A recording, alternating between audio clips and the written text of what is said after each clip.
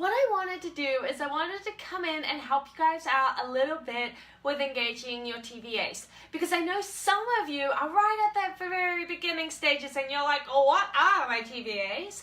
And the others of you have been doing this for a wee while, but you're still questioning whether you're doing it correctly or not. So I come in to make a very special video just for you guys so that we know that you are doing it correctly and we can check it in our call if you need to, okay? But this is going to give you a great head start so that you know that you are doing it correctly and you can feel confident with going forward this week with your TVA breathing and some of the other exercises if you're ready for that. So first up, your TVAs, which are called your transverse abdominis, are a deep core muscle. They're the deepest muscles and they actually are called like a corset because they come down here and they wrap all the way around into your back, which is why sometimes when you over-engage your TVAs, you get a tightening in your back and it can hurt it sometimes, because when you over-engage, you don't just engage that, you engage it and it comes around and it pulls on your paraspinal muscles as well, where it connects into.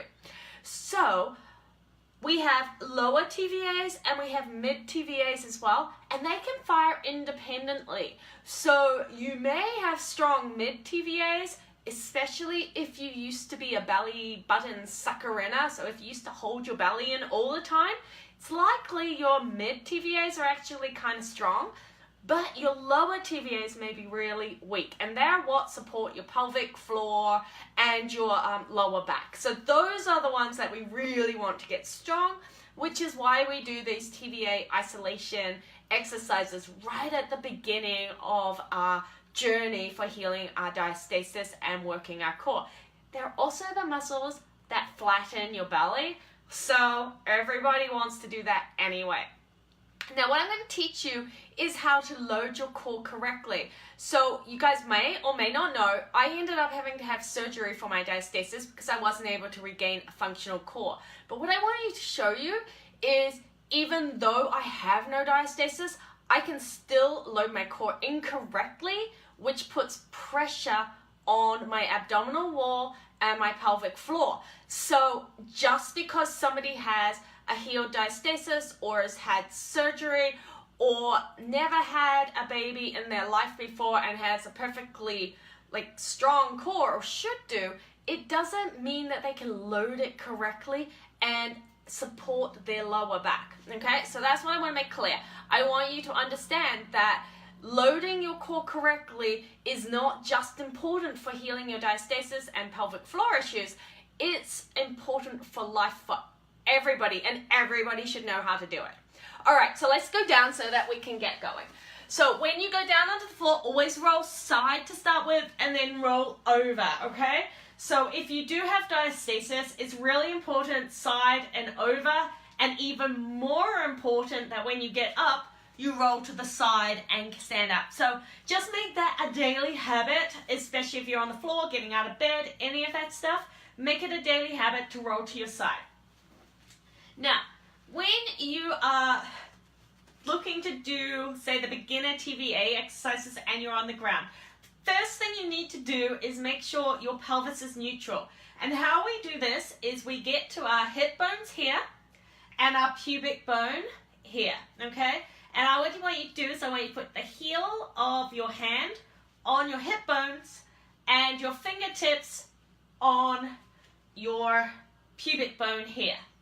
And then I want you to check, because if you tuck under, your fingers will be higher than the palm of your hand. So your pubic bone will be higher than your hip bones. If you have an arch in your back, your fingertips will be pointing downwards and your hip bones will be higher than your fingertips, okay? So than your pubic bone. So what I want you to do is rock backwards and forwards until you find that neutral position where your hip bones and your pubic bone are in line, okay? Now, that should mean that you have a very slight gap under your, in your lower back there, because you have a natural curve in your back. So there should be, you could just squeeze your hand in that lower back. Shouldn't be flat to the ground, because if it's flat to the ground, you're in a posterior pelvic tilt where your fingertips will be pointing upwards slightly, okay? And you want them to point straight between your legs. All right, so that's number one. Make sure you are in a neutral position. Number two, take your fingertips, put them on your hip bones here, then slide them in and dig in, okay? You may be what we would call a little fluffy. It doesn't matter. You just dig into this area here, okay? Everybody can do that. And then what I want you to do is I want you to do a Kegel. So I want you to actually pull up your pelvic floor. What you should feel is tightening under or firming under your fingertips. So just pull up your pelvic floor and you feel it tighten under there, okay? And that's it. Now those are your TVAs just starting to engage, because when you pull up your pelvic floor, the first 30% of that movement is just your pelvic floor muscles, and then the next 50% brings in your TVAs, because your TVAs are needed to pull up your pelvic floor. So let's try that again. So pull up your pelvic floor, then pull it up a little bit more, and you'll feel it tighten, okay? And that's your TVAs starting to fire. Excellent. Now this time, I want you to combine it with your breath. So I want you to pull up your pelvic floor and exhale at the same time. So dig in your fingertips here. Do a nice big inhale. And on the inhale, your pelvic floor should feel like it widens and relaxes. Then exhale, pull up your pelvic floor. So Kegel, exhale, keep exhaling. Right. At the end of your breath, you should have felt more like it was bulging there. Now, obviously, it's not like going to be bulging, but some people think of it like a stringy muscle coming out, like sort of like a straw-like, and other people feel it actually bulging a little bit. Now, when it bulges, so when it goes from firm under your fingers to bulging, that bulging is your internal obliques, okay? So remember, we're talking about the deep core. The first layer has your TVAs, then it's your internal obliques, external obliques, and then the rectus abdominis up the front. So for those of you who are like, I'm hurting my back, or I'm thinking I'm over engaging, it means your internal obliques have started firing, okay? And for a lot of people, your internal obliques can be stronger than your TVAs. And remember, loading your core is about a balanced core. So when one thing is stronger than the other, you're unbalanced. So if your internal obliques take over because you over-engage to do a simple exercise, then those are going to get stronger and your TVAs will get weaker. So I want you to think about it, and when you do your breathing exercises, I want you to engage so that it's nice and firm. So pull up your pelvic floor, exhale till it's firm, but not until it bulges, okay? So that's key. So when we do this, we're going to go inhale, exhale, pull up our pelvic floor, hold, release, exhale until it firms again, release, exhale till it's firm. Always pelvic floor and exhale until it's firm, and that's enough. And if you want to know whether it's enough, you can try lifting your feet. So totally relax it out, and now lift your foot. It's hard, and you'll feel this downward pressure, and your hip flexors fire. So you'll feel like it's hard. Now, go and exhale until you feel it firm under your fingertips, and then try and lift your leg. Should just float off the ground, and when you're at that point, you should be able to still talk, do shallow inhales, and have no issues with lifting your legs off the ground like this, okay? Nothing should move. You're engaged enough to keep your pelvis neutral and you're braced here, so nothing up here moves except for your legs.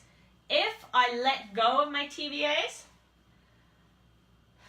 and don't fire them at all, keep them relaxed, see how I have some shifting in my body when I try to lift, okay? So if you're not engaged, A, it will be hard and you will fire your hip flexors and everything else. B, you may dome or bulge depending on your weaknesses. And C, you will find that your hips rock because you're not engaged correctly. So that's a great way to know whether you're engaged. So first feel that you get that tension under your fingers. Then lift, and nothing should move. If nothing moves, you're good. If you lose your hips or your ribs start moving, then you're not engaged or you've lost your engagement. You need to stop and re-engage. Okay, so let's talk a couple of other things. What happens when your external obliques, so your external obliques kind of come in and around here. What happens when they're dominant and your TVAs, or your lower TVAs especially, are weak, okay? When you exhale and bring your ribs down, what will happen is this. You see how this part here bulges?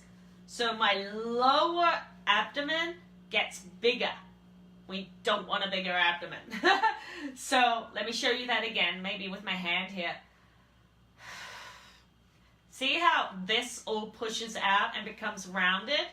What that is an indication of is that you're bearing down and putting pressure on your pelvic floor, which we don't want.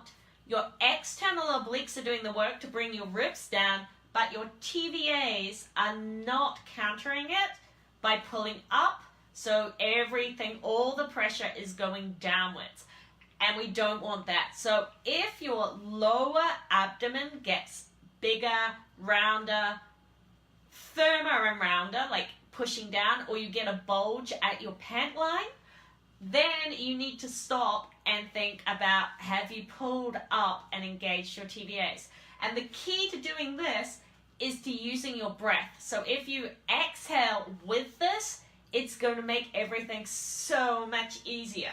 So when you do it, I want you to think about exhaling, and I want you to think about exhaling from your pelvic floor up. So I want you to think about an exhale, lifting your pelvic floor, engaging your TVAs, pulling your belly button up, and then letting your ribs come down and in. Because they still need to come down and in, and your external obliques still need to work. They just don't want to work first. Pelvic floor, TVAs, then the rest, okay? So nice big inhale, exhale, pulling up, up, down and in. All right, so that's number 2. So if you find that you're bulging at your pant line, then you haven't engaged, and I want you to take a quick step back and just work on those firming up under your fingertips with that exhale and pulling up the pelvic floor. Excellent. And you won't do a really long exhale, because if you keep doing that long exhale after you've engaged, then your internal obliques will fire and you may not strengthen the TVAs as much as you need to. And that's why this gets faster as you get better, because you will learn to be able to do engage, relax, engage, relax. You won't need that really long exhale and that really long inhale. So doing sets of 10 will happen. You'll be able to do it in less than a minute, because you're just needing that little bit of an exhale, and that's enough, rather than that really long exhale that you may need to begin with to start feeling it. All right, I have one more thing I want to tell you about, then I'll check and see if there's any questions. Otherwise, I will let you digest this, and you can let me know if you have any questions after. When you go to measure your diastasis, we do a inhale, exhale, and lift. Now, when you lift, your TVAs, so around here, should be all firm, right? Your external obliques should be firm, so that's around the side, and then you're testing down the middle for the firmness. Now, this is all great, and you may find that you have a little bit of sponginess here and a little bit of sponginess here, and that's what you're measuring. Now, what happens when you relax your TVA? So if this here now is relaxed, can you see how I now am doming? So let me do that again, and let me go up with no TVAs. So the pressure comes up here, and this is relaxed. So I'm now in that doming area, okay? And this can happen, or bulging, depending on whether you have diastasis or not. But this can happen with or without diastasis. So if you relax your TVAs, and you'll find that your rectus abdominis dominate, and that's what causes that bulging or doming, and this area will be much squishier, okay?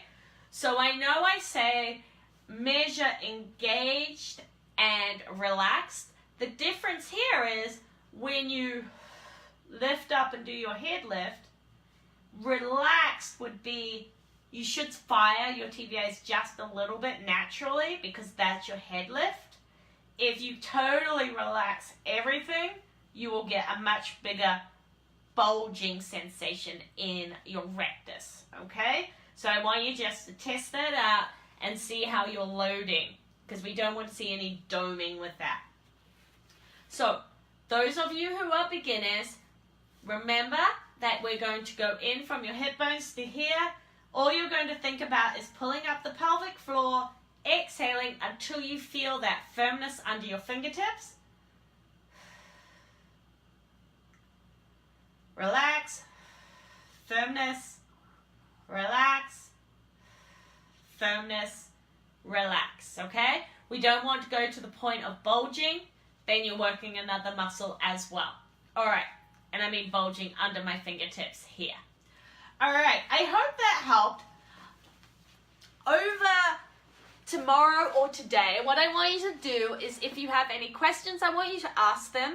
And if you want to, you don't have to, but it will help, do some videos of yourself engaging your TVAs so that I can check for you, okay?